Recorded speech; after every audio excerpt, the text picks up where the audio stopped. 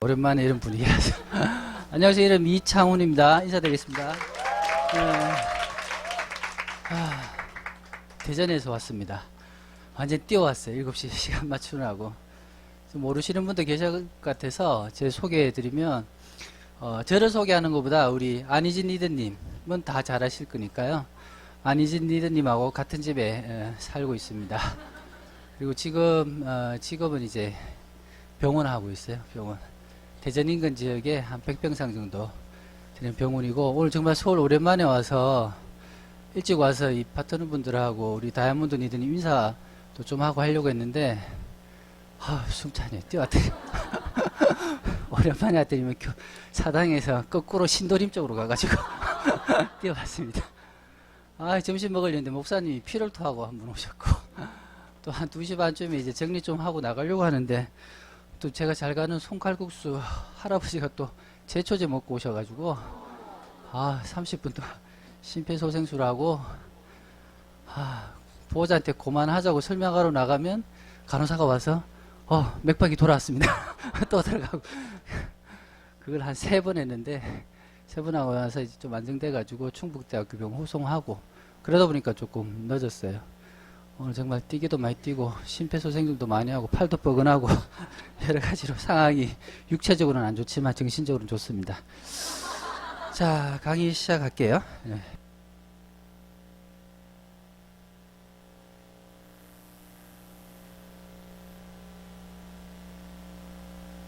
짧은 시간이니까 빨리빨리 하도록 하겠습니다. 강의 참 오랜만에 하는 것 같아요. 한 2년, 3년 정도 돼가는 것 같은데, 뭐랄까, 이렇게 생각을 하다가, 요즘에 환자를 또 보니까, 환자분들이 제일 이제, 저한테 환자분들이죠. 진짜 환자분들. 성인병, 내과니까, 당뇨, 고혈압, 고지혈증, 주로 이제 그런 쪽으로, 위, 장, 이런 계통으로 많이 상담을 하시는데, 환자분한테 설명하는 거, 한번 여러분들도 한번 들어보시고, 환자분이 궁금한 거, 의사가 설명할 수도 있지만 여러분이 또 설명을 하실 수도 있을 거예요. 그래서 제가 주로 하는 그런 쪽으로 해서 강의 컨셉을 잡았습니다. 1시간 반 동안 피곤하실 테니까 주무셔도 돼요. 그렇지만 다음 1시간 반 동안은 총정리할 거니까 주무시면 안 되고요. 제가 개괄적으로 얘기할 거고, 안희진 리더님이 찍어 얘기를 드릴 겁니다. 자, 오늘 주제가 있어야 되죠. 항상 강의에는. 그죠? 그래서 오늘 주제는 밥이 보약이다. 그죠? 소비자분들 만나면 안 하는 행동을 하시게 되잖아요. 그죠? 이 뉴트라이트 하시는, 이제 아메이 사업을 하시는 분을 만나게 되면, 평소에 안 먹던 영양제를 이제 드시라고 얘기하니까 안 하는 행동을 하게 되는데, 안 하는 행동에 대한 항상 첫 번째 행동에 대해서는 그 거부감이 있으신 거죠. 그래서 얘기하면서 뭔가 거부감을 이제 표시하려면 뭔가 명분이 있어야 되잖아요. 이거 밥이 보약이다. 밥만 잘 먹으면 되지. TV에서도 항상 밥상 재건이라든지 뭐 이런 걸 통해서 밥을 잘 먹으라 그러더라.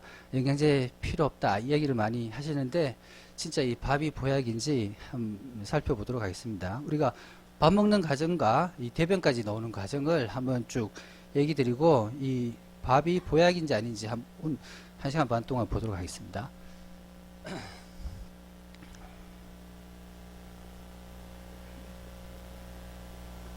강의 여기 계신 분 많이 들으셨을 거예요. 탄당지, 탄수화물, 단백질, 지방.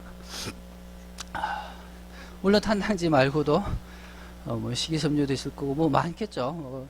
비타민, 무기질인데 일단은 우리 에너지원으로 쓸 수 있는 거 탄당지 3개인데, 이게 들어가면 탄수화물은 뭐로 변하죠? 몸 안에서? 예? 포도당. 예, 포도당. 물론 다른 당도 있는데 이놈이 대빵이라서 일단은 포도당, 그 다음에 탄당진이에요. 단백질은 뭐로 변하죠? 아미노산. 엄청 똑똑한 집단이에요, 여기는. 그 다음에 지방은 지방산, 그죠? 지방산. 자, 이렇게 우리가 먹죠. 그러면 이게 위로 들어가겠죠. 위에서는 큰 음식물을 잘게 쪼개는 역할을, 입에서 쪼개면 위에 들어가면 이제 멀건 죽이 만들어지고, 장으로 넘어가면 소화액과 섞여가지고 이제 흡수를 하게 됩니다. 이 흡수를 하게 되면 혈관을 통해서 우리가 먹는 모든 거는 일단은 어디로 가게 되죠? 간, 간으로 가게 됩니다. 그 다음에 간에 들어가면 이제 쓸데없는 것도 많이 먹었으니까 해독 과정 또는 이제 이 전신으로 이제 돌기 시작하는 거죠. 영양분을 어떤 에너지원이 되는 형태로 해서 합성을 하고 이게 이제 간에서 심장으로 가게 되면 이제 전신으로 흩어지게 되는 거죠. 자, 그럼 우리가 먹는 게 이 간에서 우리가 먹는 모든 거를 우리가 쓸 수 있는 형태로 바뀌게 돼요. 그래서 간은 두 가지 합성과 해독 과정, 해독 과정을 거치게 되는데 이 균형을 잘 맞아야 돼요. 이 합성이라는 거는 아까 어떤 에너지원이 되는 물질을 생산해내는 거라 그랬죠. 해독은 불필요한 물질을 어떤 화학 반응을 통해서 소변이나 대변으로 밖으로 나갈 수 있는 그런 물질을 만드는 역할을 해독 과정이라고 얘기하는데 이 간에서는 합성하고 해독 과정이 함께 일어나게 됩니다. 만약에 우리가 동물질을 너무 많이 먹으면 바카스 드시지 마세요, 여러분. 특히 모르는 여자분 아니면 나를 미워하는 여자분. 어제는 또 고속도로에서 졸음운전 비슷하게 사고가 나가지고 아저씨가 한 분 49세 남자가 실려왔어요. 딱 보니까 술 먹었어요. 이건 딱 보니까 말이 좀 이상하고. 그래가 우리는 이 선입견을 가지면 안 돼. 이 사업이 이제 지금 오늘 처음 오신 분도 있으면 이 암의 사업에 대한 선입견 가지지 마세요. 선입견 내 편견. 그래서 우리가 딱 보니 이제 경찰부터 부르고 해보니까 이 허리 이게 척추가 하나 부서졌어요. 아프다 그러니까 아플만하다 그러고 진통제 주고. 부산에서 천안 가는 길에 고속도로에서 사고 났으니까 일단 천안의 보호자분한테 연락해가지고 또 이상한 길로 새는데 여기가 천안에 이제 보호자 오면 보호자 설명하고 이제 천안에 있는 뭐 당국대병원이나 보내려고 기다리고 있는데 이분이 자꾸 이상한 거예요. 그래서 경찰이 와가지고 음주 단속도 있는데 20분 술 안 먹었다는 거예요. 그러면서 남자가 계속 바카스를 먹었다고 얘기하는 거예요. 바카스. 그래서 나중에 저희들 이제 의사들이 이제 진료하러 들어가고 간호사 한 명이 붙어가지고 계속 옆에 있으면서 보호자 올 때까지 의식을 계속 깨워야 되니까 얘기하고 이랬었는데 부산에 바람을 핀 것 같아요. 어떤 여자분하고 아는 여자분하고 싸우고 나서 이제 집으로 올라가는 길이었는데 마지막에 그 여자가 올라가면 피곤할 테니까 바카스를 줬더라고요. 그래서 이제 보호자하고 오고 이제 보냈어요. 그리고 이제 밤에 저기 대학병원에서 또 병원으로 전화가 왔어요. 이 병원에서 무슨 일이 있었는지 이제 조사를 한 거죠. 경찰도 들어오고 죽었어요. 그번에 왜요? 바카스 안에 뭐가 들어갔다니까. 독극물이 들어갔겠죠. 예. 저는 외근에 사건을 참 많이 겪고요. 메소밀 사건 아세요? 메소밀 사건? 속리산 근처 인근 식당에서 콩나물 비빔밥 먹다가 또 제가 밥 먹다가 저녁 먹다가 근처 병원에서 또 불려 들어갔거든요.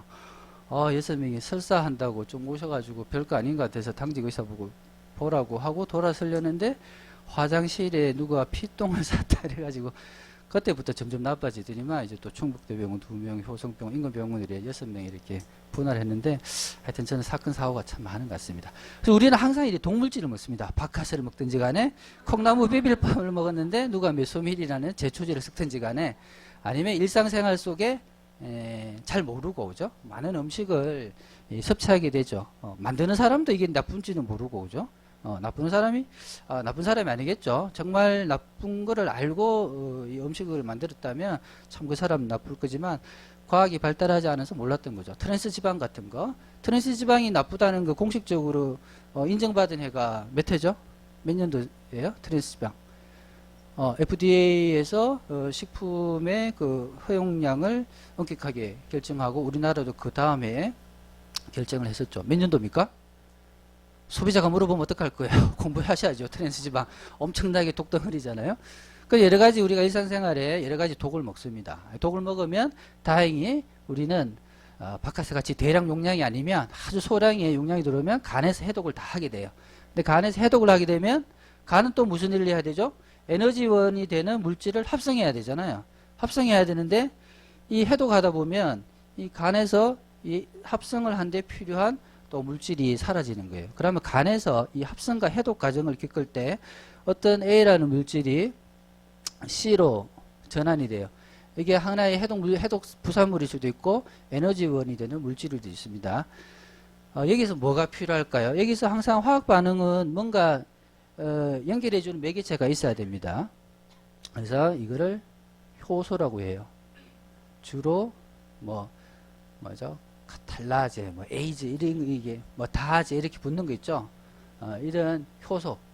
이 효소는 물질을 분해하기도 하고 끊어서 붙이기도 하고 이런 효소들이 있어야지 화학 반응이 일어나게 되는 거예요. 효소는 효모에 있는 요소라는 거예요. 빵이 막 부풀어 오르잖아요. 효모를 넣으면 어쨌든 효모에는 뭔가 빵을 부풀리게 하는 요소가 있더라. 그래서 우리 한자로 효소 이렇게 이제 밝혀진 건 여러 가지 에이즈가 붙는 이런 물질들이 하나씩 두씩 밝혀져 있고요. 그 다음에 조효소. 네, 조효소. 효소를 보조적으로 도와주는 거예요. 보조적으로 도와주는 거죠. 도울 조자. 효소를 도우는 요소. 여기에 금속, 이온들, 무기질, 그다음 비타민. 우리 무기질이라고 얘기하는 게 낫겠네요. 그죠? 칼슘, 마그네슘. 그 외에 또 몇 가지 더 있고, 그 외에 아직 인간이 밝혀내지 못한 무수한 이온들이 아마 있을 겁니다. 그리고 비타민이 필요한 게 되는 거죠. 그래서 간에서 이런 합성과 해독 과정을 거치려면 이런 효소와 조효소가 있어야 되고, 이 효소는 생체 내에서 이제 만들어지게 되는데, 이 조효소는 일부에 따라서는 외부에서 인위적으로 항상 공급을 해줘야 돼요. 어떤 형태로? 음식의 형태로 공급을 해줘야 됩니다. 하지만 우리가 식물 영양소가 몇 가지라고 추정을 하고 있습니까? 지금 식물 영양소. 초이스에는 몇 개로 되어 있어요? 식물 영양소가? 20개. 그러면 과학자들이 추정하는 거. 물질이 있긴 있는데 아직 이를 걸러내가지고 어떤 순수 정제를 시켜서 이 역할을 기능을 다 알아내지 못한 식물 영양소들 나중에 비타민으로 명명될 수도 있는 거고요. 아니면 다른 거로 비타민은 없습니다. 이제 비타민은 그만 얘기하기로 했고 이제 물질이 밝혀지면 그 물질이 고유명으로 부르기로 했죠. 그죠? 뭐 있죠? 후라보노는 껌 이름인가요? 셀레늄이라든지 여러 가지 물질이 하나하나 밝혀지는데 몇 가지입니까? 저도 몰라서 물어보는 거예요. 저만 쳐다보지 마시고 아시는 분은 대답 좀 해주세요. 몇 가지입니까? 7만 가지인가요? 엄청나게 많다는 거죠. 아직 밝혀지지 못한 거 그죠? 아직 과학이 그 정도입니다. 아직 그죠? 특히 의학은 아주 이제 첫 출발 단계라고 생각하시면 될 거예요. 그래서 이런 많은 물질이 있는데 우리가 제대로 섭취를 못함으로 해서 현대인은 항상 피로감 그죠? 차돌인가요? 맨날 선전하죠. 간 때문이 정말 간 때문에 우리는 항상 피곤한 거예요. 그리고 간이 피곤한 이유는 간이 일을 하고 싶어 하는데 이런 조효소들이 우리 현대인들이 균형적으로 섭취를 한다는 거죠. 그래서 우리가 일단은 이 먹은 음식물이 제대로 심장을 통해서 전신을 돌려면 간을 튼튼하게 해야 됩니다. 그리고 간을 튼튼하게 해야 되고 또 간이 필요한 물질을 제공을 해야 되는 거죠. 그래서 하지만 아이러니하게 무슨 물질을 필요로 하는지 인간은 모르는 거예요. 그렇지만 뭘 먹어야 되는지는 또 알 수 있어요. 식물을 드시면 돼요. 그래서 항상 이 뉴트리라이트에서 제일 기본은 WX를 드셔야 돼요. WX 20까지 있다 그랬죠? 그거는 아메에서 얘기하는 거고 뉴트리라이트 회사에서 얘기하는 거고 뉴트리라이트에서 20가지 정도는 현대의학에서 이런 게 나와 있으니까 우리 식물에도 있다는 거지. 정말 더 많은 식물 내재 영양소가 있지만 20가지는 객관적으로 이렇게 있다라고 얘기하는 거고 이 WX 안에는 야채로 따지면 접시가 몇 개입니까 이게? 20접시인가? 그죠? 20접시 먹기도 힘든 양의 그 야채를 정제를 시켜가지고 6알로 정말 간단한 세상이죠. 제가 어릴 때부터 꿈꾸던 건데 먹는 거 정말 귀찮아가지고 그냥 알약으로만 먹었으면 좋겠다는데 그런 세상이 점점 다가오고 있는 것 같아요. 그래서 여러분은 항상 소비자한테 얘기하실 때 뭘 첫 번째 줘야 되냐? 이 항상 WX에 대해서 먼저 설명을 해 주셔야 됩니다. 왜냐하면 거기서부터 우리가 소화되고 이런 물질이 에너지원 해독 과정을 거치게 됩니다. 그리고 또 조효소 중에서 가장 간에서 많이 필요한 조효소 비타민 뭘까요? 예, 비타민 B군입니다. 비타민 B. 예, 한글로 B. 유식하게 영어로는 B. 예, 비타민 B군. 그래서 우리에도 제품에도 비타민 B군 제품이 있죠. 예, 비타민 죄송합니다. 분명히 우리 아들놈일 겁니다. 맞습니다. 우리 아들놈입니다. 아빠가 늦게 들어오면 항상 캐시해달라고 합니다. 자, 비타민 B군과 함께 또 뭐가 있죠? 이스티비. 그래서 만성 피로감을 느끼시는 분은 다른 것보다 WX하고 비타민 B군의 제품을 권유했었어요. 권유했었고 저도 그렇게 먹었었고 제가 이게 제일 좋더라고요. WX 먹고 이거 먹고 신기해가지고 제가 이 제품에 대해서 공부하다가 이쪽 세계로 접어들게 됐는데 WX 한 1, 2주 먹고 정말 아침이 너무 개운하고 사는 맛이 나더라고요. 그래서 정말 궁금해가지고 공부하고 하다가 정말 좋은 제품인 것 같고 그래서 지나가는 친구들이나 지나가는 지인들을 보면서 WX가 필요한 사람한테 이렇게 전달하다 보니까 이 사업이 뭐 돈도 된다 그러고 또 사업 구조 플랜을 듣다가 이렇게 해서 사업에 조인이 됐는데 정말 좋은 제품인 것 같아요. 그리고 비타민 B, 이스티비. 자, 간이 또 항상 피로감 느끼시는 분, 또 간을 도와주는 간 기능을 개선하는 약은 아니죠. 뭐 있죠? 밀크 시슬. 시슬 안에 실리마린이라는 실리마린이라는 중요한 성분이 있습니다. 중요한 성분. 그 성분이 이제 간의 세포막을 튼튼하게 하고 간 기능을 도와주게 됩니다. 실리마린이란 이름, 이 밀크 시슬 안에 가장 중요한 내용물 중에 하나인데 이 실리마린은 한미제약의 간장 보조제 이름이기도 합니다. 상표 등록되어 있는. 그래서 진짜 이 병원에서 제가 몇 처방하는 것 중에 하나예요. 실리마린은 약하고 진배가 다름없습니다. 단지 우리는 깨끗하게 천연에서 만들었다는 거죠. 그래서 잠깐 간에 대해서 이렇게 살펴봤고요. 자, 이제 밥이 보약인가? WX를 먹으면 밥이 보약이고 WX를 안 먹으면 밥이 보약이 아닐 수도 있습니다. 자, 그럼 우리가 항상 현대인 문제는 과량 공급인 거 아시죠? 너무 많이 먹죠. 너무 많이 먹죠. 그럼 우리 과량 공급됐을 때 이 과량 공급된 밥이 과연 보약인지 한번 보도록 하겠습니다. 우리 포도당을 예를 들어 볼게요. 포도당에 올라가면 이제 당뇨라 그러죠. 식전 혈당 120, 식후 혈당 200을 넘으면 당뇨라고 얘기합니다. 자, 포도당이 혈관 속에 있는 혈액 속에 있는 포도당이 떠돌다가 신장으로 흘러가게 됩니다. 신장의 커트라인은 180.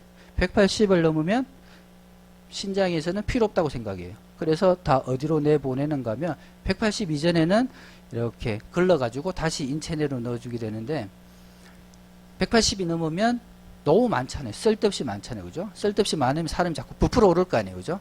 끝없이 부풀어 오르면 안 되니까 방어기전 중에 하나로 배설을 해야 되는데 우리 인간이 배설하는 거는 두 가지밖에 없어요. 소변과 대변. 그죠? 그래서 일단은 신장에서 밖으로 빼내기 시작합니다. 그래서 소변으로 당이 빠져나가죠. 자, 소변에서 당이 빠져나가면 이게 뭐가 되죠? 당뇨. 예. 여기 보면 정말 좋은 거죠. 그죠? 원 없이 끝없이 먹어도 소변으로 다 빠져나가 버리는 거예요. 그러면 참 좋은 방어기전을 가지고 있는 거잖아요. 근데 문제는 참 좋은 방어기전으로 작동을 했는데 문제는 이 신장에 있는 모세혈관 덩어리를 사구체라고 얘기해요. 사구체. 많이 들어봤죠? 사구체 신염 아니면 여자분들 신우신염 열나고 단백뇨 생기고 자, 그 중에 이제 사구체 신염이라는 거는 이 모세혈관 덩어리인데 사구체에 염증이 생기는 걸 사구체 신염이라고 얘기를 합니다. 그러면 이런 당뇨가 있으면 이러면 왜 사구체가 다 깨질까? 우리가 신장으로 걸러내는 물질 중에 요소라는 게 있어요. 요소. 분자량이 꽤 큽니다. 한번 분자량을 한번 따져봤어요. 제가.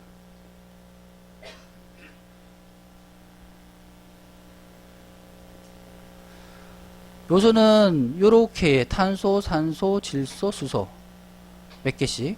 포도당은 탄소 6개, 수소 12개, 산소 6개. 사이즈가 차이가 나죠, 그죠?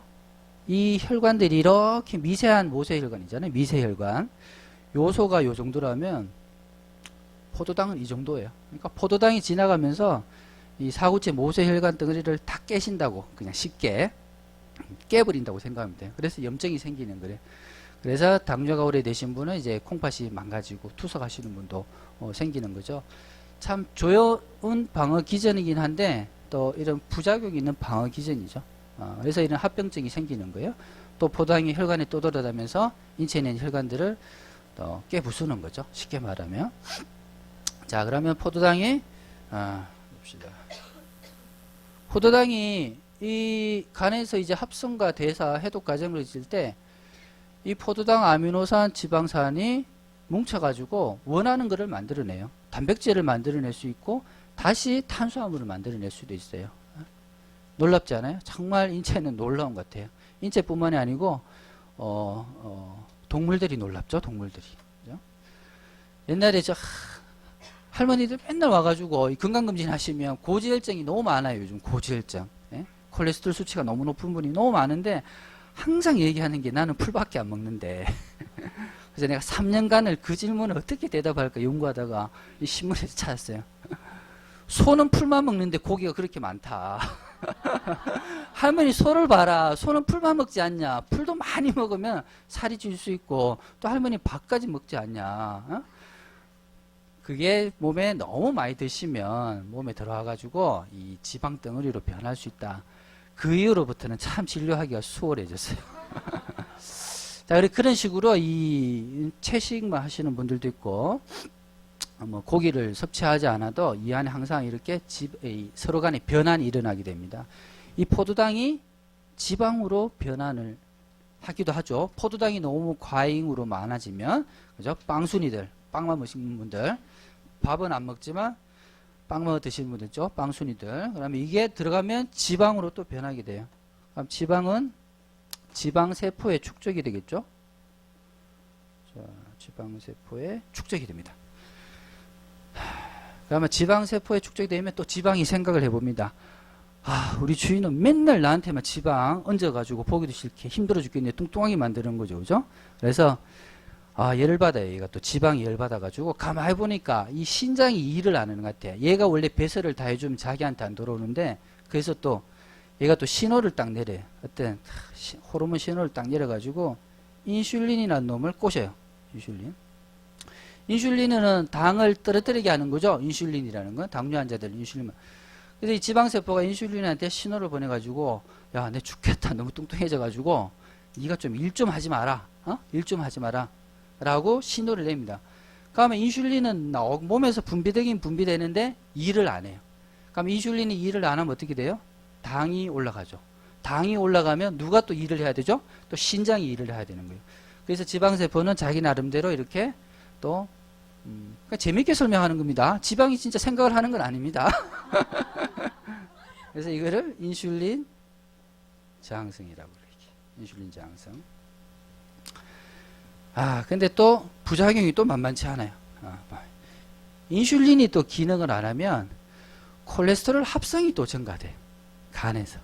인슐린은 이 대표적인 거 포도당 대사뿐만 아니고 아미노산 대사, 지방 대사, 각가지 인체 내의 그런 대사에 엄청나게 많은 관여를 하는데 우리가 알고 있는 거, 저 포함해서 여러분, 저도 잘 모르니까 이거는 뭐 생화학 이쪽 파트라 가지고 생화학은 제가 벌써 18년 전에 17년 전에 배운 것 같아요. 저도 잘 기억이 안 나는데 지금 아는 거는 인슐린이 포도당 대사에 관여한다 라는 정도인데 인슐린이 하는 역할이 엄청나게 많습니다. 근데 인슐린이 포도당의 대사에만 관여하지 않는 거하고 다른 것도 손을 놔버려요.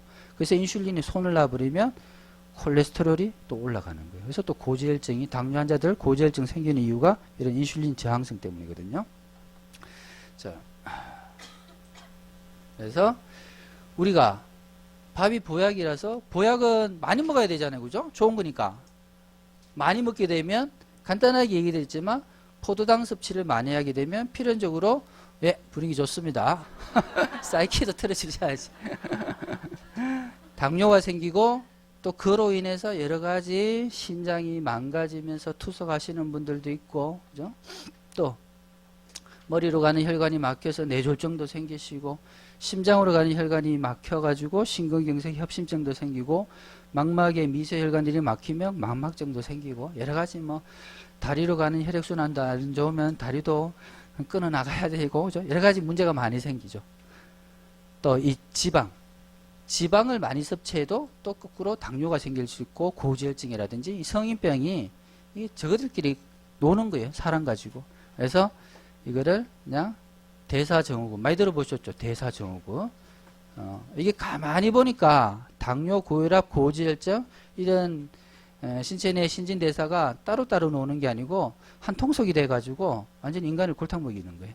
그래서 이거를 대사에 이상이 생기는 병이라 그래서 이제 대사증후로 뭉뚱그려가지고 뭐 신드로맥스 뭐 여러 가지 말이 많습니다.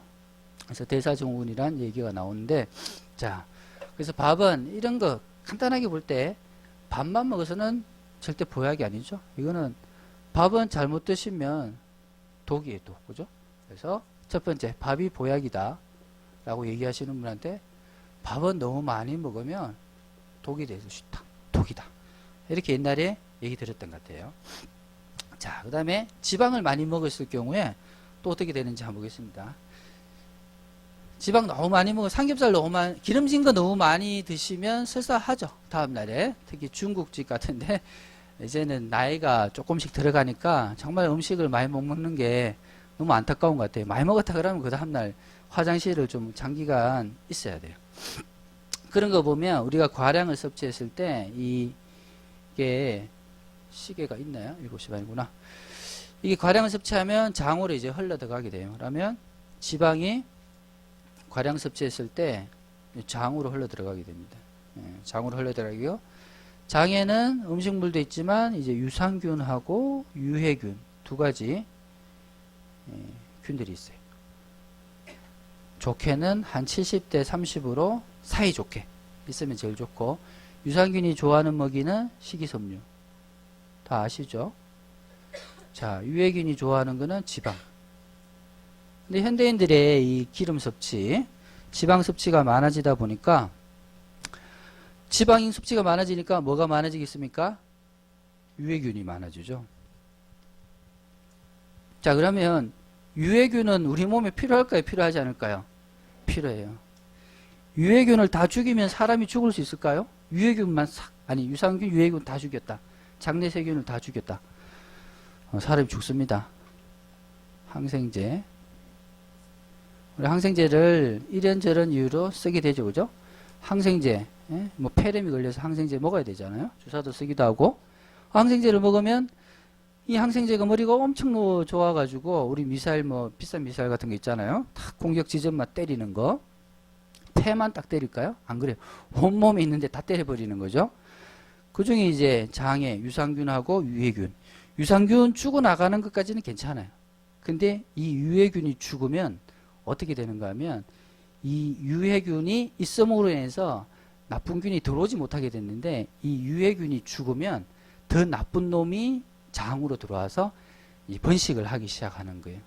그러면서 이 항생제 먹으면 또 설사, 점액 같은 설사, 이런 하시는 또 병이 있어요. 이것도 또 아프죠. 진료하다 보면 교과서에 나오는 내용을 다 겪게 돼요. 설사를 하시면서 결국 또 한 8년 전에 또 환자분이 한번 돌아가신 적도 있어요. 물론 제 환자는 아니었고 정형외과 환자였는데, 정형외과가 좀 무식하거든요. 여기 정형외과 지금 안 계시죠? 아무튼 또 그런 경우인데 정말 사람이 죽을 수도 있구나. 항생제를 잘못 쓰게 돼서 세심한 관찰을 해야 되는 거죠. 항상 약을 쓸 때는. 그게 의사의 의무이기도 하고요.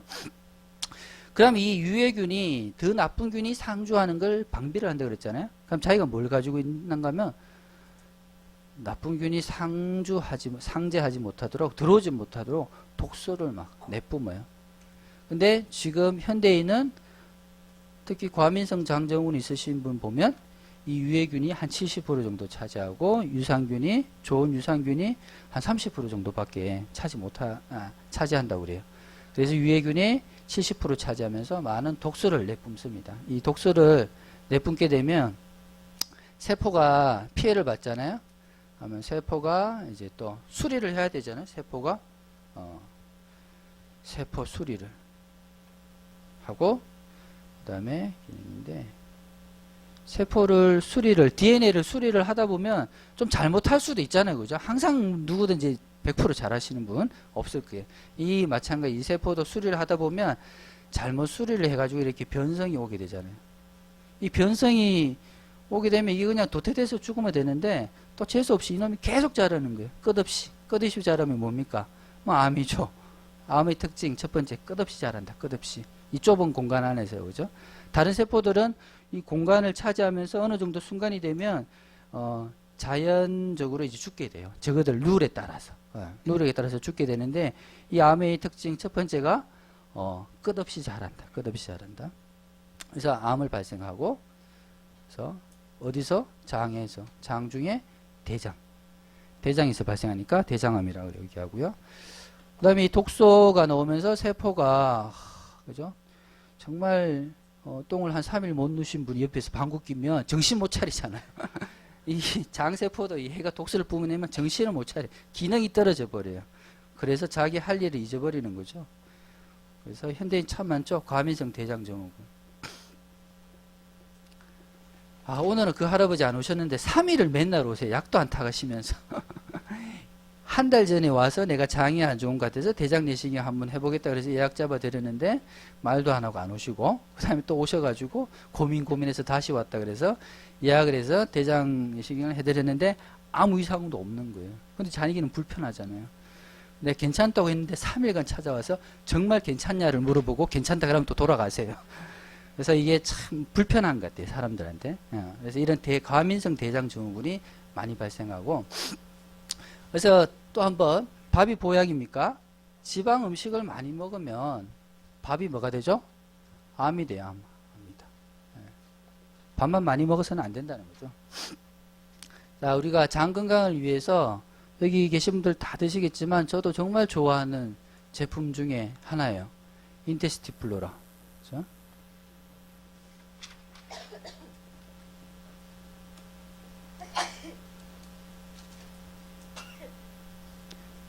인테스티가 이 아메이라는 회사가 미국에서 건너오는 바람에 말이 참 어려운 게 많죠.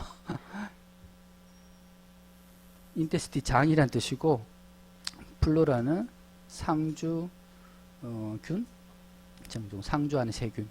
그래서 장에 상주하고 있는 좋은 유산균 7가지죠. 7가지를 식품으로 만들어 놓은 게 이제 우리 인테스티 플로라입니다. 이 인테스티 플로라는 이중 코팅이 되어 있고 흡수율이 35%예요. 35%. 100마리 먹으면 35마리가 장까지 살아서 간다는 거죠. 일반 요구르트 제품은 0.002%. 이거 카탈로그에 있는 내용이죠. 없나요? 카탈로그에 없나요? 그러면 이 인테스티 플로라 만드신 그 누구누구 박사님이 얘기하신 걸 거예요. 그분이 뭐 어디서 논문에서 얘기한 건데 이 인테스티 플로라가 우리나라 제품인 거 아시죠? 정말 대단한 제품이에요. 인테스티 플로라가. 그래서 미국 아메이 이 인테스티 플로라는 우리나라만 파는 게 아니고 전 세계에서 다 소비하고 있는 거잖아요. 그래서 우리나라에서 만들어서 미국 아메이 본사로 가서 아메이에서 뭐 네덜란드 뭐 중국 뭐 이렇게 흩어지는 거잖아요. 그래서 이 아메이를 통과하기 위해서 그 논문이 있어요. 일반 요구르트하고 시중에 파는 요구르트하고 이 인테스티 플로라하고 비교 시험이죠. 비교 시험에서 흡수율이 이제 공식적으로 35% 인정받았어요. 일반 시중 제품은 평균 0.002%. 10만 마리 먹으면 2마리 정도 살아가니까 정말 비효율적이죠, 그죠? 그리고 싸지도 않아요. 불가리아에서 정말 비싸진 것 같아요. 월인가 뭔가 또 그것도 진짜 엄청 저는 그런 얘기 안 했어요. 뭐 월인가 뭔가 정말 비싸더라고요. 그거는 헬리코박터균도 한번 얘기해 주면 참 좋은데 다음에 얘기해야죠. 시간이 그건 아주 지엽적인 문제라서. 그래서 지방만 완전 너무 많이 드시되면 이 지방이란 밥도 암이 될 수 있고, 암이 될 수 있다가 아니고 암이에요. 암덩어리. 너무 많아요, 지금 암 환자들이. 예? 심심찮게 정말 이 한 달에 이 7개, 74, 28, 30개, 한 30개 정도 대장 내시경 하게 되는데 예약받아서 한 2~3명 정도만 하는데 시간이 너무 걸려가지고요. 대장 내시경 하나 하는 거면 위 내시경 한 5개, 6개는 할 수 있어요. 그럼 대장 내시경 엄청 보험수가가 높아야 되잖아요. 근데 안 높거든요. 이건 뭐 병원 사정이고요. 그래서 한 달에 한 30개 정도 이렇게 하고 있는데 한 달에 한두 분은 꼭 있는 것 같아요. 확률이 엄청나게 높은 것 같아요. 제가 어디는 가면 대전도 아니고요. 대전 옆에 속리산 자락에 보은이라는 군이 있어요. 거기서 진료를 하고 있거든요. 그분들은 풀만 먹고 살 것 같죠. 풀만 먹어도 그래요. 풀만 먹어도. 근데 사실은 점심시간에 다 가보면 다 고깃집밖에 없어요. 횟집은 없고. 시골이 오히려 건강 상태나 이런 게 더 안 좋아, 도시 지역보다 좀 더 안 좋아지는 것 같아요. 그래서 일단은 우리가 많이 먹었을 때 어떤 일이 나느냐 대충 한번 봤어요. 정말 많이 먹으면 안 되겠죠, 그죠? 네. 많이 먹으면 우리가 보약을 먹는 게 아니고 독극물을 먹는 거, 물론 바카스는 아니지만 독극물을 먹는 걸 수도 있고 또는 암이 될 수 있는 물질을 먹을 수도 있는 겁니다. 그다음에 또 우리가 많이 먹었을 때 이제 지워버리죠. 다 외우셨죠? 네, 이렇게. 자, 그리고 또 탄당지, 그러면 항상 이게 에너지 소스잖아요. 이 에너지원. 이놈이 들어가면 이 에너지가 만들어져야 되잖아요. 그죠? 그래 우리가 이렇게 움직이죠. 살아갈 수 있는 건 에너지가 있어야 되는 거죠. 자, 이 에너지를 만들려면 또 뭐가 필요한가 하면 이거 O2. O2 뭔지 아시죠? 물 이름 아니에요. 산소. 자, O2가 이렇게 들어가게 되죠. O2가 들어가게 되면서 뭐 여러 가지 또 뭐 나름대로 또 복잡한 메커니즘을 거쳐서 에너지가 하여튼 발생하게 됩니다. ATP라고 이것도 카탈로그에 나올 거야 아마. ATP라는 거 나오는지 안 나오는지 모르는데 뭐 약자인지는 저도 까먹었네요. 이제 오래되니까 뭐 트리포스페이트 이런 거였던 것 같은데 이 O2가 에너지원이 되면서 O2 마이너스 산소는 전자가 8개 맞죠? 8개. 저도 이제 확실하게 모르겠습니다. 고등학교 떠난 지 너무 오래돼가지고. 산소 8개 맞을 거 16개인가? 8개입니까? 전자. 네, 8개. 그럼 16개 있는데 16개 중에 하나가 이제 빠지게 되는 이런 형태이 되는 거예요. 그러면 이 산소가 이렇게 에너지 대사에 이렇게 관여하게 되는데 여기 청산가리 먹잖아요. 청산가리 들어가면 산소가 이 미토콘드리아나 이런 세포 내로 들어가지 못하기 때문에 산소 공급이 안 돼서 세포 내 산소 공급이 안 돼서 바로 적사를 하게 됩니다. 이렇게 독극물이 있고요. 자, 이 O2가 자유전자, 전자가 하나 빠졌죠. 전자가 하나 빠졌으니까 얘는 1초에 엄청난 속도로 다른 세포에 있는 전자 하나를 뜯어오기 위해서 엄청나게 충돌을 많이 합니다. 충돌을. 아주 자유롭게. 그래서 자유기라고 얘기해요. 자유기. 엄청 좋은 것 같지 않아요? 자유. 우리가 원하는 프리덤이잖아요. 프리덤. 자유. 그죠? 기분도 좋고. 좀 이상하잖아요. 그래서 이름을 바꿨어요. 액티브하다. 활성. 산소. 액티브한 산소. 이것도 듣기 너무 좋지 않아요? 그래서 또 오해를 할까봐 이름이 자꾸 바뀝니다. 그 다음에 뭐로 바뀌었죠? 유해산소. 이게 다 똑같은 겁니다. 네. 유해산소. 이게 영어로 프리 라디칼이라고 이렇게 되어 있어요. 그래서 이걸 그대로 그냥 옮긴 것 같아요. 자유기. 일본에서 먼저 옮겼겠죠? 걔들은 그대로 이렇게 옮겨오니까 자, 이런 유해산소 발생하는데 이 유해산소가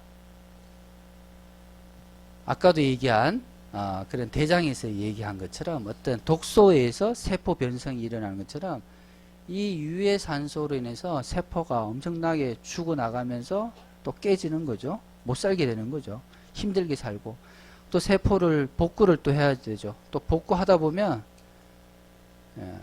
반드시 암은 우리 몸에 지금 이 모든 분들이 암세포가 있을까요? 없을까요? 있죠. 근데 우리가 암이 걸리지 않는 이유는 그 암세포를 잡아내는 또 면역 시스템이라는 게 있기 때문에 우리는 암에 걸릴 수도 있고 걸리지 않을 수도 있고 내 노력 이하에 따라서 암 환자가 될 수도 있고 정말 건강한 사람이 될 수도 있는 거죠. 그래서 이런 세포 변성이 나면서 암이 돼요. 그 다음에 또 세포가 죽는다. 세포가 죽어요. 세포가 점점 죽어나가요. 쪼글쪼글해져요. 쪼글쪼글해져요. 뭐가 되죠? 노화. 노화는 세포가 죽어나가는 겁니다. 요즘 치매 문제 많으시잖아요. 치매.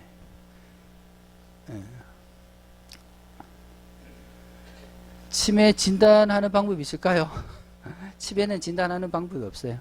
치매는 기질적으로 뇌병변이 없으면서 말의 상황에 맞지 않는 행동이나 말을 하는 분들을 이제 치매 환자라고 얘기하는 거죠.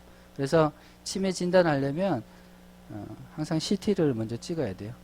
치매인 줄 알고 2년 동안 치매약 먹고 있었는데 이상한 행동을 보여서 CT 찍었더니만 뇌종양 환자가 나오기도 하고 이런 수가 있기 때문에 항상 치매라고 얘기하려면 다른 기질적인 병변이 없다는 것을 확인해 주고 임상적으로 어떤 설문조사나 이런 걸 통해서 그 점수화를 시킨 게 있거든요. 그래서 이제 치매 진단을 하게 되는데 그래서 CT를 이렇게 머리 쪽에 뇌 CT를 찍게 되죠. 이 치매 있으신 분은 머리가 정말 좀 머리 작지만 치매 아니에요. 이 머리가 아니고 이 뇌가 정말 쪼그라들어 있어요. 뇌가 쪼그라들어 있거든요. 그래서 결국 치매라는 것도 뇌세포가 숫자가 많이 줄어서 인지 기능이 많이 떨어지는 거죠. 그런 것처럼 그런 세포가 쪼그라들고 죽고 숫자가 죽는 이유는 세포가 다른 사람보다 빨리 죽어나는 거예요. 여러 가지 원인이 있지만 지금 노화에 가장 밀접하게 얘기하고 있는 것은 유해산소. 그래서 우리가 에너지원을 많이 먹으면 이 에너지원이 세포 내에 미토콘드리아에 들어가서 이런 발생을 많이 하게 되고 그럼 유해산소가 많이 발생하게 되겠죠. 그래서 많이 먹으면 빨리 늙습니다. 빨리 죽지는 않아요. 빨리 죽기도 하겠군요. 자, 그래서 우리가 건강하게 장수하려면 소식하라는 이유가 물론 이전에는 경험적으로 소식하시는 분들이 오래 살더라, 장수하더라 라고 얘기했지만 이제 시간이 지나면서 이런저런 여러 가지 이론들이 나오면서 정말 오래 살기 위해서는 소식을 해야겠구나 라는 게 이런 유해산소에 대한 얘기가 나오면서 진행이 된 거고요. 자, 이 유해산소를 없애는 방법이 있죠. 유해산소.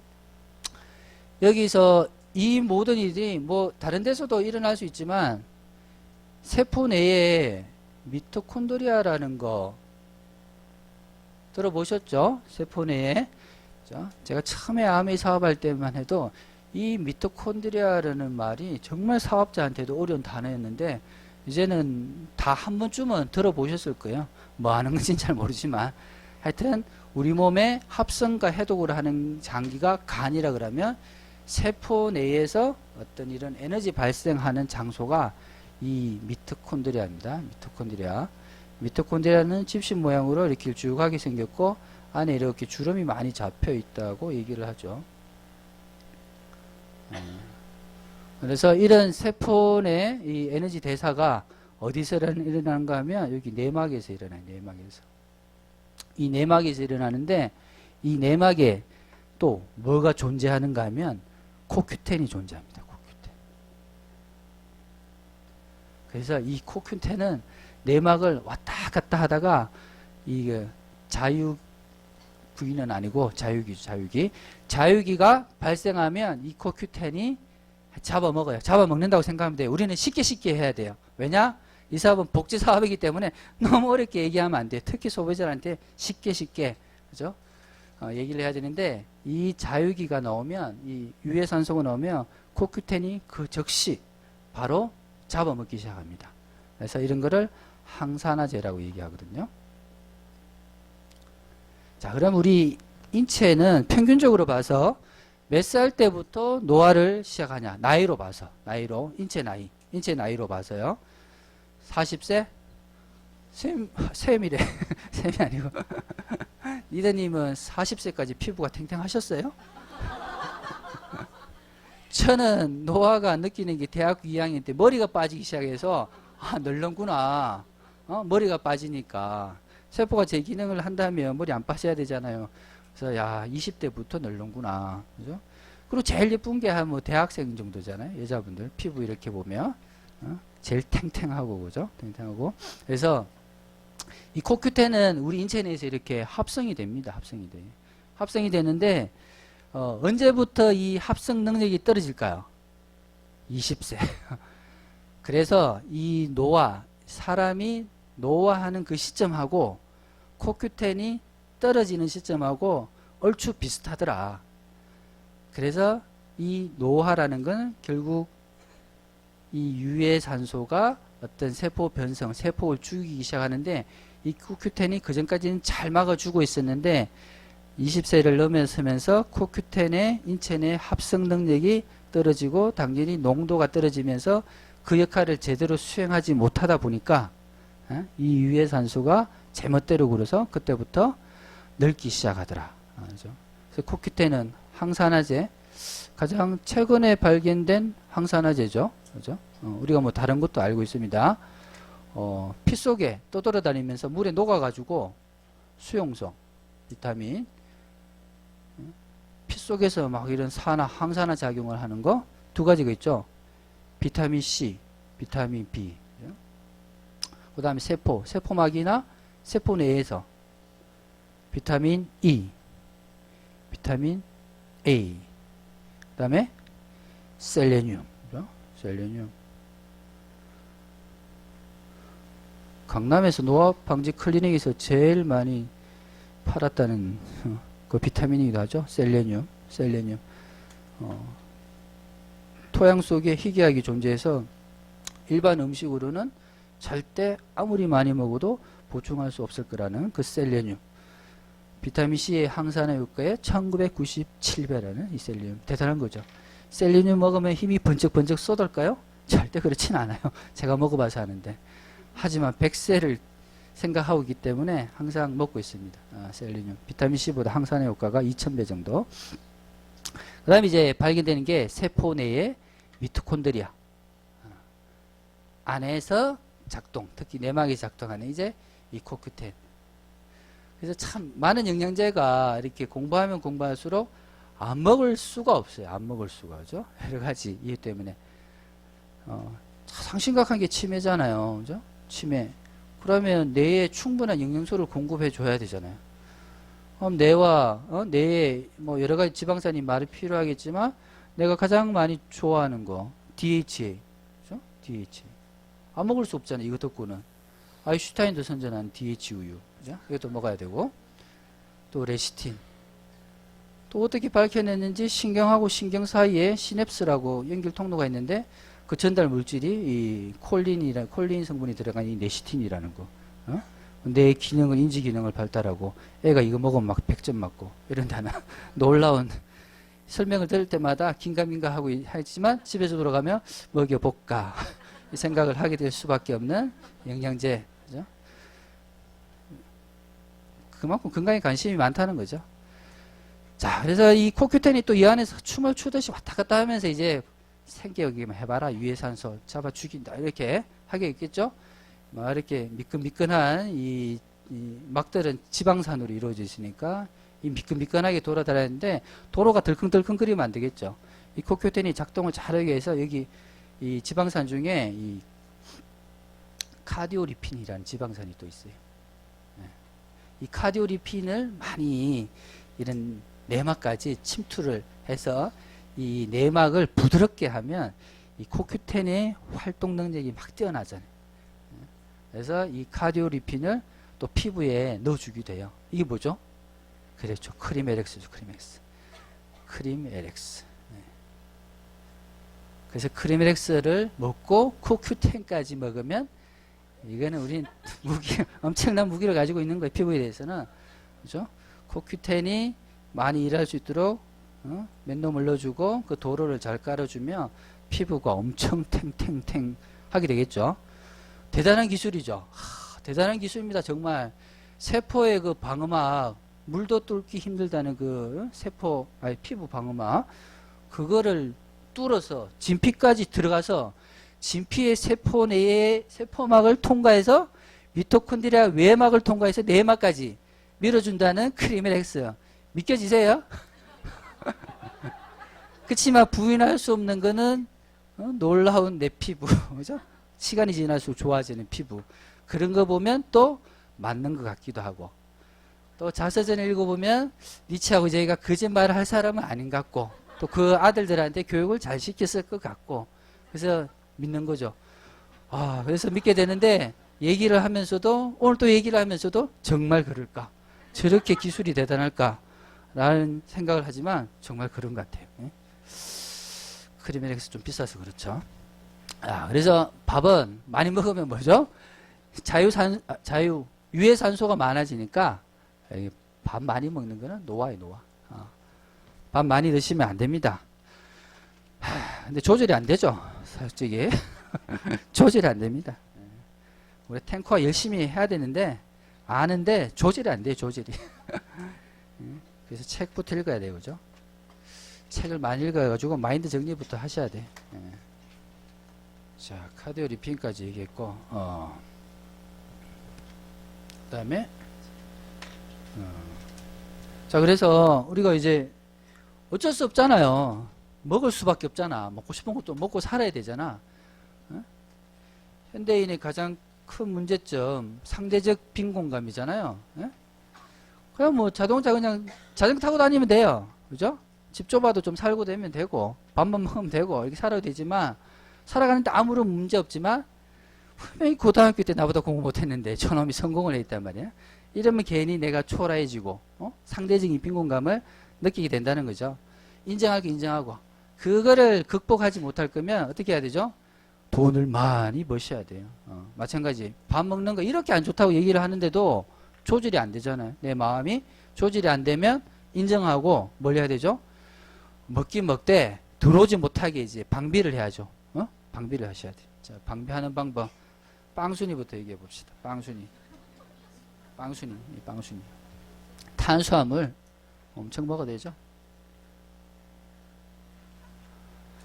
자, 어쨌든 간에 저 간까지 가려면 포도당, 단당류라 그러거든요. 당이 하나 있는 단당류. 요까지는 거의 분해가 돼야지 혈관의 그 장벽을 통과해 가지고 간으로 도달해서 에너지원으로 쓸 수 있어요. 그래서 요렇게 돼야 되는데, 이당류가 단당류로 두 개가 하나로 이렇게 분해되잖아요. 또 뭐가 필요할까요? 효소. 무조건 분해나 합성은 이 효소라는 놈이 꼭 필요하죠. 공업에서는 촉매가 필요하듯이. 자, 그럼 이 효소를 블록하면 이당류가 단당류로 되지 않겠죠? 그러면 우리가 먹었을 때 흡수가 안 되고 바로 빠져나갈 수도 있는 거죠. 그래서 이거를 블록을 시키면 돼요. 이 효소 이름이 뭔가요? 이 효소 이름이 뭐죠? 이당류를 단당류로 변화시키는 효소. 알파? 그거 맞아요. 몰라서 물어봤어요. 진짜 몰라서 물어보는 겁니다. 알파 글루코시다제. 예. 그놈을 불락시키는 게 뭐죠? 글루코다운. 예. 자, 그러면 이게 이제 글루코다운은 어떤 환자한테 먹으라 그러죠. 소비자가 아니고. 그러면 여기 계시면 뭐 당뇨 있으신 분은 먹겠죠. 당뇨 아닌 사람은 먹어야 될까 안 먹어야 될까? 이게 이제 고민인 거예요. 자, 제가 1년에 한 3,000명 정도 건강검진을 해요. 3,000명.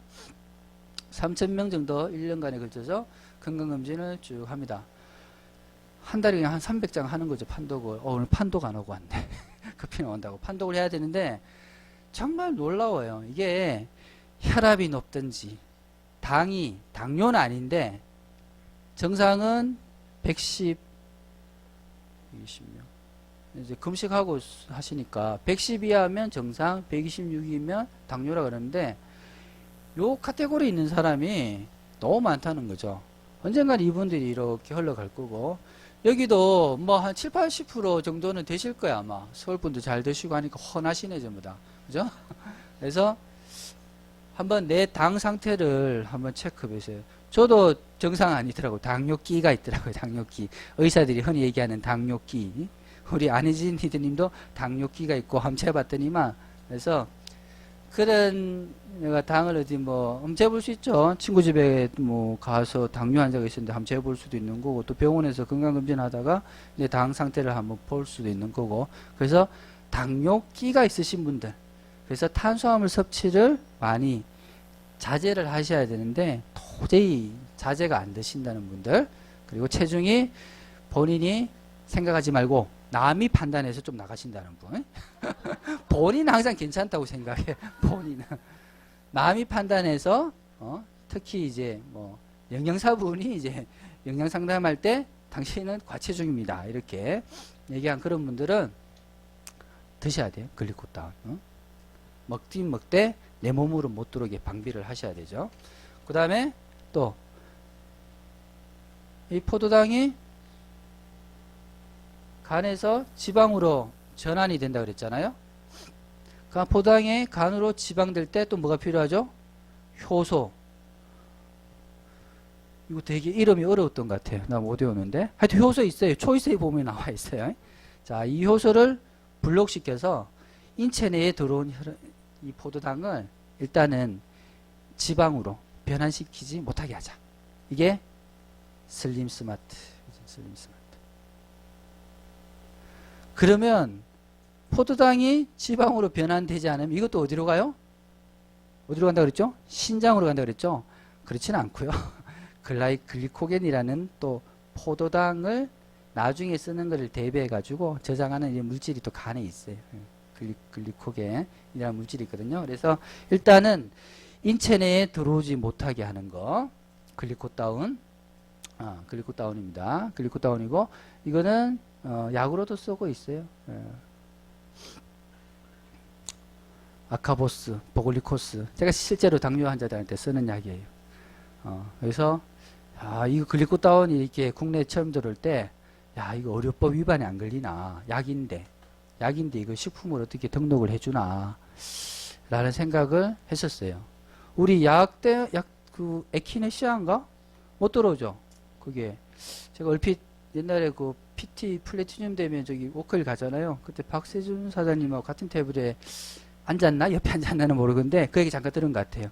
에키네시아 같은 거는 들어오고 싶어도 어떤 의료법상의 그런 약으로 분류가 될 수 있기 때문에 못 들어온다는 얘기를 얼핏 들었는데 이거는 제가 처방하는 약하고 똑같은 약으로 쓰고 있는 겁니다. 그래서 당은 아닌데 당뇨끼가 있으신 분들, 그죠? 당을 재봤는데 한 110에서 126 사이 있으신 분, 식후혈당은 140에서 200 사이 있는 이런 분들은 좀 드셔야 됩니다. 놔두면 조만간 이 포도당이 지방으로 전환이 되고 지방이 열받으면 지방이 인슐린을 연합전수를 해서 인슐린을 꼬시기 시작합니다. 그래서 인슐린 저항성 생기면 그때부터는 피할 수도 없는 당뇨가 생기는 거죠. 그래서 이런데 드시는 거는 이제 슬림 스마트 제품을 쓸 수 있고요. 그 다음에 또 지방은 정말 너무 맛있죠. 지방은 그죠? 지방 너무 맛있어요. 그냥 고기보다는 단백질보다는 기름이 좀 섞인 게 맛있죠. 삼겹살이 더 맛있고 과자도 맛있고 라면도 맛있고 배고파요. 자, 그래서 지방 먹기 전에 많이 드시죠. 리더님들은 키토산. 옛날에 이거 참 재미있게 봤는데 고추기름 데몬 하시죠 지금도. 네. 키토산 갈아가지고 고추기름 넣으면 이 기름을 이렇게 키토산이 흡착을 해가지고 장 안에서 흡수 못하고 대변으로 빠져나오게끔 하는 키토산 제품. 그 다음에 CLA는 지방이 축적되지 않도록 하죠. 지방이 축적되지 않도록 하고, 그 다음에 또 지방세포에 있는 지방을 분해하기도 하고요.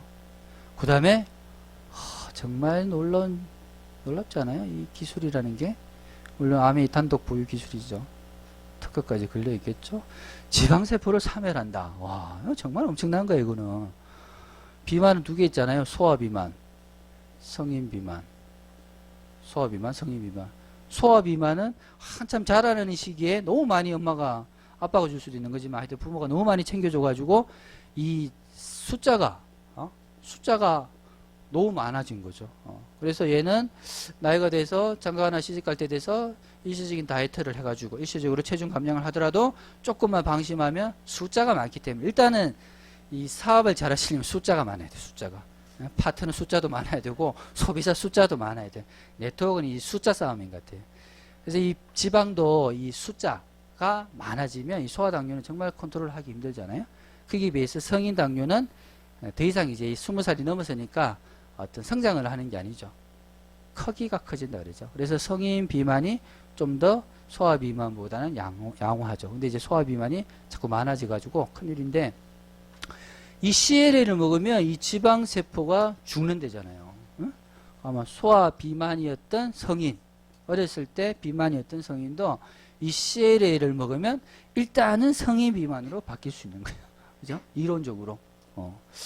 야, 이건 세 가지는 초이스에 나오는 얘기죠. 실려 있는 얘기입니다. 정말 공식적인 얘기 같아요. 이거 괜히 그냥 광고한다고 별로 연구하지도 않았고 이런 것도 써놨다가 나중에 조사 놓으면 엄청난 허위 광고 이래가지고 이때까지 초이스 다 몰수하고 그렇게 해야 되잖아요. 정말 얼마나 기술에 자신이 있으면 이런 거를 떳떳하게 카탈로그에 지방세포 사면 이런 거 싫잖아요. 그리고 1, 2년은 광고할 수 있겠죠. 이런 거를. 근데 이게 거짓으로 판명되는 여러 가지 업체들은 다 없어지지만 지금 아메이 뉴트라이트는 몇 년 동안 버티고 있습니까? 몇 년이에요? 70년? 70년 훨씬 넘은 것 같고요. 그래서 정말 이 CLA 저도 먹고 있어요. CLA 항상 먹고 있는데 먹으면 엄청나게 드라마틱한 효과가 있을까요? 그렇진 않아요. 이론적으로. 예, 그래서 학습을 많이 하셔야 됩니다. 배우고 내가 먼저 배우고 내가 이해하고 소비자를 가르치고 소비자를 이해시키고 소비자가 이해하면 제품을 쓰게 되고 제품을 쓰면 지도 놀래가지고 사업에 뛰어들 찬스도 많아지는 거죠. 소비자의 숫자가 중요한 건데 그래서 일단 지방 먹을 수 없으면 이걸 먹어라. 응? 지방을 안 먹을 수 없으면 먹고 싶으면 대신 같이 먹어라. 이렇게 얘기 드릴 수 있을 것 같아요. 자, 그 다음에 이렇게 해서 일단 대충 얘기를 드린 것 같아요. 초식 확인하셔야 되는데 조절하지 못하는 분들을 위해서 이 제품들이 이 BCCP에 들어가는 제품들이죠. 이 제품들이 있는 것 같습니다. 자, 그 다음에 그래서 오늘 내용들은 뭐 구체적으로 어떤 제품에 대해서 사실 들어간 건 아니고 소비자하고 얘기하려면 정말 많이 알아야 돼요. 썰을 정말 풀어야 돼요. 소비자가 한마디 하면 내가 10마디 쫓아가가지고 따라가서 해야 될 정도로 공부를 많이 해야 되는데 주로 이제 진료하면서 정말 소비자가 아니라 저는 환자죠. 정말 환자분들이죠. 환자분들에 자세하게 설명하고 이해를 시키기 위해서 제가 평소에 이런 얘기도 많이 합니다. 특히 지방산 대사 같은 경우는 이면지를 썼네요. 이 귀중한 강의에 내가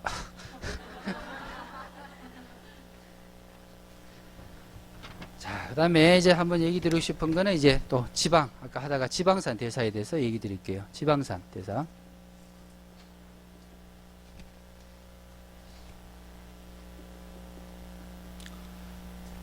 공부하다 보면 이 지방산 대사가 참 처음에도 처음 공부할 때만 헷갈렸던 것 같아요. 지방산은 두 개로 나뉩니다. 네. 포화지방산, 불포화지방산. 이걸 왜 알아야 되는가 하면 이 뉴트라이트 3총사, 4총사 있잖아요. 3총사 같으면 뭐죠? 더블 X, 오메가, 또 비타민C? 그 정도? 그죠? 오메가, 비타민C. 그 오메가를 얘기하려면 오메가는 지방이잖아요. 그래서 이 지방산 대사에 대해서 오메가가 뭔가를 잘 공부를 해야 될 것 같아요. 이 포화지방산은 어디에 있죠? 동물 기름을 포화지방산. 동물 기름을 포화지방산이라 그러지 않고 동물 기름들은 주로 포화지방산의 형태를 띠고 있고요. 식물 기름은 불포화지방산. 그 다음에 생선 기름도 불포화지방산. 포화지방산을 섭취를 많이 하게 되면 LDL 콜레스테롤이 올라가고 불포화지방산을 많이 섭취하게 되면 HDL 콜레스테롤이 많이 올라간다. 그래서 HDL 콜레스테롤을 높이기 위해서 이 불포화지방산을 많이 섭취해야 된다 라고 얘기를 했어요. 소비자가 HDL 콜레스테롤이 뭐냐? 몰라. 좋은 거래 그냥. 좋은 콜레스테롤.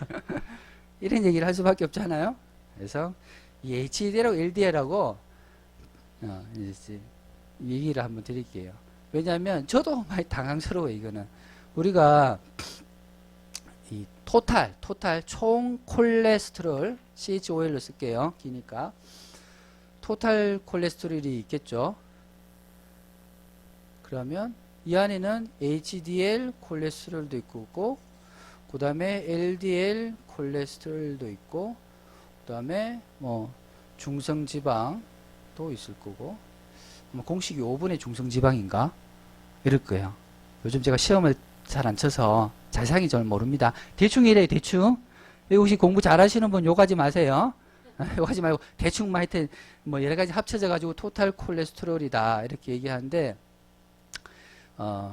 우리나라 보험 기준은 250 이상이면 약을 먹어야 돼요. 250 이상이면 약을 먹어야 되는 게 아니고 약을 먹을 수 있는 선택권이 생겨요. 환자분이. 250이 안 됐는데 안 넘었는데 약 먹고 싶으면 보험 안 되게 비보험으로 비급여로 먹어야 돼요. 그리고 성인병 있으신 분은 220. 그 다음에 정상은 이제 200 이하로 이렇게 얘기를 하거든요. 이거는 이제 건강검진을 하게 되면 환자분들한테 이렇게 설명을 제가 자꾸 하게 돼요. 그러면 우리 교과서 있잖아요. 진짜 내과 교과서에서는 이렇게 가르치냐? 이렇게 안 가르쳐요. 이렇게 안 가르치고 LDL 콜레스테롤을 기준으로 해가지고 LDL 콜레스테롤이 얼마 사이면 약 쏘고 뭐 쏘고 이렇게 목표 기준 성인병 있으신 분들의 목표 LDL 콜레스테롤 목표 기준 이렇게 배웁니다. 학생 때 내년 때 이렇게 실컷 배워가지고 진짜 임상에 딱 나오게 되면 이거 외워야 돼요. 이거 보고 얘기하면 이 사람이 LDL 콜레스테롤은 높은데 토탈 콜레스테롤은 많이 높아요. 근데 우리 좋은 콜레스테롤이 높아가지고 높을 수도 있잖아요. 이런 분 약 안 써도 되거든.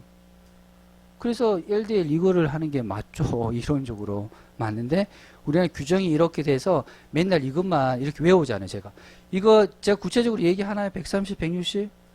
이제 얘기 안 써먹으니까 다 까먹었어요. 환자들한테 이거 얘기 안 하고 이걸 얘기해 줘야 되니까 보험이 되는지 안 되는지. 근데 가끔 환자분들이 이렇게 얘기하면 그럼 요번에 LDL은 얼마나 왔어요? 이렇게 물어봐요. LDL이 중요하다 그러던데 아 정말 당황스러워요. 당황스러워. 그래서 책상 한 귀퉁이에 적어놔야 돼요. 안 쓰는 거 자꾸 까먹으니까 그만큼 이 소비자 저한테는 이제 병원에서 환자분이겠죠. 환자분 여러분한테는 소비자의 의식 상태, 지식 수준이 엄청나게 올라가 있다는 거죠. 그래서 다 좋은데 LDL이 뭐고 HDL이 뭐냐 물어봤을 때 한 번쯤은 공부를 해서 아 이거는 이런 거다라고 얘기하면 좋을 것 같아요. 그래서 저도 환자한테 설명하기 위해서 또 다시 공부를 하고 자 간에서 아까 합성한다 그랬죠? 콜레스테롤을 합성합니다. 콜레스테롤 합성을 했어.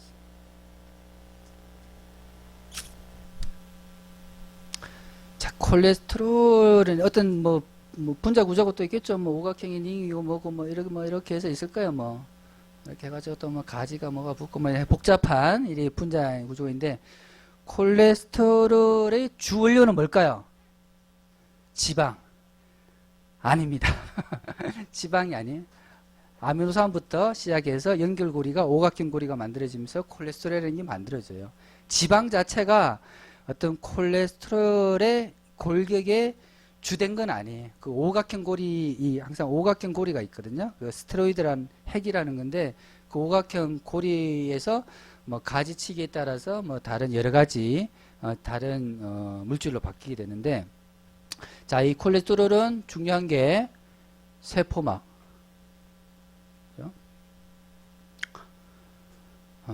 그다음에 세포막의 구성성분이죠. 큰일 났습니다. 안 적었습니다. 여기다가 세 가지인데.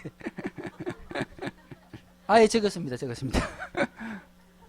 세포막의 구성 성분이기도 하고 호르몬의 재료이기도 해요. 성호르몬도 있고 여러 가지 이런 호르몬의 재료이기도 하고 그 다음에 또 비타민 D의 재료이기도 해요. 그래서 아주 우리가 살아가는 데 있어서 정말 중요한 물질이에요. 그래서 간에서 알아서 적당하게 자기가 조절해서 합성을 하게 됩니다. 합성을 하게 되는데 합성을 하면 이제 각자 필요한 장기 위치로 또 자대 배치해야 되죠. 군대식으로 되면 자대 배치를 받아야 되는데 이제 전신으로 흘러가죠. 전신으로 흘러가서 전신으로 흘러가게 되죠. 전신으로 흘러갔는데 쓰다 남았어요. 피 속에 혈액 속에 남았어.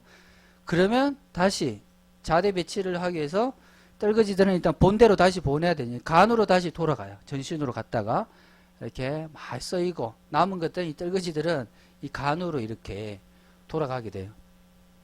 자, 그럼 이제 이 훈련소잖아요. 군대로 얘기하면 훈련소에서 자대 배치하고 자대 배치했는데 인원이 안 맞아서 다시 훈련소로 가게 되는 건데 여기서 다시 이제 재활용을 하게 되는 거죠. 간으로 가게 되는 건데 간에서 이게 콜레스테롤 너무 많이 만들었는가 보다. 필요 없으니까 밖으로 빼내자. 그래서 이 콜레스테롤을 가지고 담접산이라는 걸 만들어요. 담접산. 쓸개. 담접산을 만들어내면 이놈이 쓸개에 저장돼 있어요. 쓸개에. 저장돼 있다가 이 콜레스테롤은 기름이잖아요. 기름. 우리가 음식물 중에 기름덩어리 먹잖아요. 아까 지방. 먹게 되는데 위산이나 뭐 소화액이 물하고 섞여야 되는데 잘 안 섞일 거 아니에요. 그래서 지방 음식을 먹으면 쓸개에서 이 담접삼을 십이지장으로 분출을 해요. 그래서 음식물하고 잘 섞이게 해서 소화작용을 돕게 되면서 또 담접삼, 여분의 콜레스테롤 나머지 또 한번 처리하기도 하고 정말 멋지죠. 인체는 너무 잘 만들어놨어요. 책을 정말 잘 만드는 것 같아요. 자, 그러면 이제 일로 가려면 이동수단이 필요하겠죠. 이동수단. 자, 이동수단. 간에서 만들어진 콜레스테롤이 전신으로 가야 돼요. 전신으로 가야 되는데 이동수단 이름이 뭘까요? LDL. 네? 이동수단. 영어로 쓸게요. 영어로 안 써도 되는데 가만히 생각하니까 저밀도 쉬운 말 놔두고 그죠? 저밀도 또 영어 쓰면 또 유식하게 보이니까 맞아 씁시다. 라이포프리틴 저밀도 지단백. 저밀도 지단백. 얘 이름이 저밀도 LDL 지단백이에요. 그래서 이 이동수단에다가 콜레스테롤이 붙어서 전신으로 흩어집니다. 전신으로 흩어져서 필요한 장기에 다 가게 되는데 이게 이동수단이 너무 많아가지고 이 콜레스테롤이 전신의 혈관 속에 특히 너무 많이 뿌려지면 이 콜레스테롤이 혈관 속으로 내피 속으로 들어가게 돼요. 그러면서 이제 동맥경화 같은 게 생기거든요. 그래서 콜레스테롤 양이 많다는 거는 이럴 찬스가 많아지니까 결국 안 좋은 거죠. 자, 전신에 이제 썼는데 쓰고 나서 남았잖아요. 돌아와야 되잖아. 돌아오는 거. 돌아오는 이동수단. 돌아오는 이동수단은 HDL. HDL. 자, HDL은 하이, 고밀도 지단백. 자, 그래서 저밀도 지단백이라는 물질은 콜레스테롤하고 붙어가지고 전신에 막 뿌려주는 거예요. 혈관에도 막 뿌려주고, 인심 막 썼어요. 인심 많이 썼는데 전신에 너무 많이 뿌렸어. 혈관에다 너무 많이 박아놨어. 그러니까 혈관이 딱딱해지는 거죠.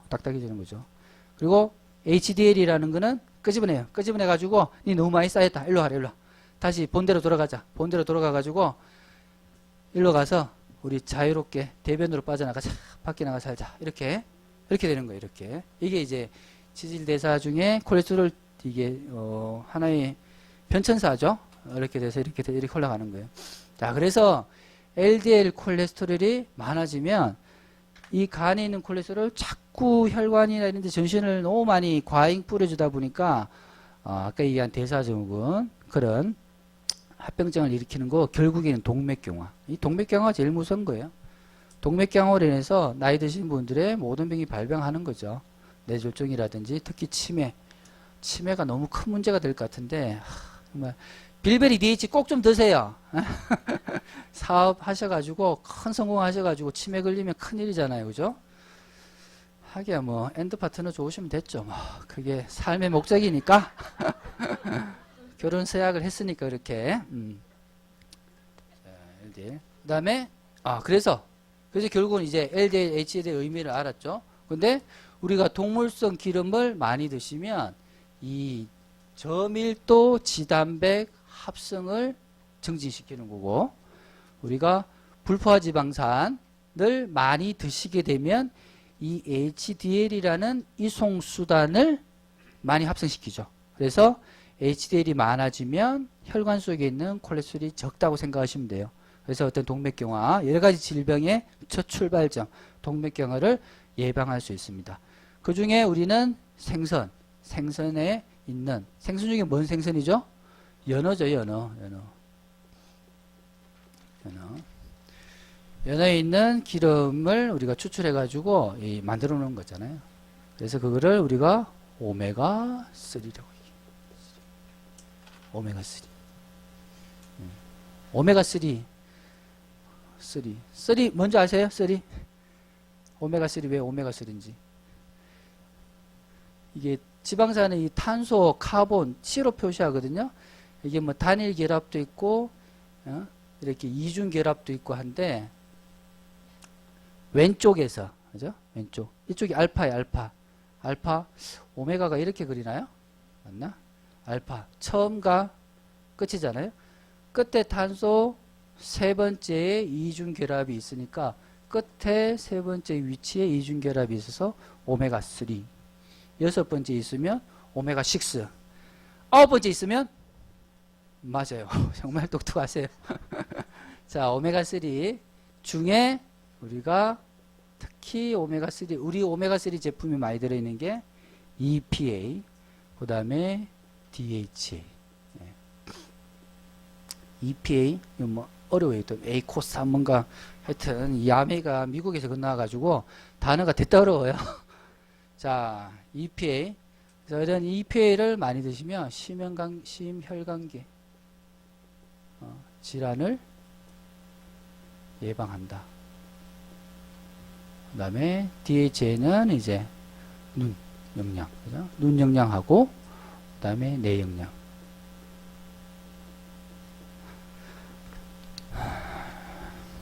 자, 그래서 우리가 대충 8시 반이 다 돼가니까 이 정도 제가 준비한 거고요. 준비한 건데, 지금까지는 그냥 흘러가는 대로 강의를 들으시지만 다음 시간에는 아직 안 끝났어요. 왜 풀까? 다음 시간에 우리 안희진 리더님이 정리를 해 주실 거예요. 뭐 뉴트리에이트 3총사인가 4총사인가 만들어 왔다는데, 그래서 그 중에 제일 중요한 게 더블 X 하고 비타민 C. 그 다음에 이제 들어가는 게 오메가입니다. 오메가3. 자, 오메가3. 요 세 가지가 아마 삼총사로 저도 많이 옛날 소비자한테 얘기를 했었어요. 얘기를 했었는데, 오늘 지방 대사에 많은 양은 아니지만 간단하게 짧은 시간이기 때문에 정리하려고 했었고요. 요 정도 내용을 알고 있으면 여러분이 소비자한테 다가가기가 좀 더 용이하지 않을까 해서 준비했고요. 제가 오늘 준비한 거는 이제 여기까지입니다. 여기까지고, 강의 어려웠습니까? 쉬웠어요? 네, 수준이 낮다는 얘기예요. 네, 환자분, 여러분은 이 30대, 20대, 40대 이렇게 있잖아요. 저는 70대, 80대 할머니하고 얘기할 때면 정말 쉽게 얘기를 해드려야 돼요. 그리고 이런 얘기도 또 원하시는 환자분들도 있고, 그런 얘기들을 조금 간략하게 정리를 했고요. 시간이 뭐 좀 더 길면 또 많은 내용이 있겠지만 일단 또 뒤에 후속타가 기다리기 때문에 기대를 크게 하시고 제 강의는 이걸로 적겠습니다. 네, 감사합니다.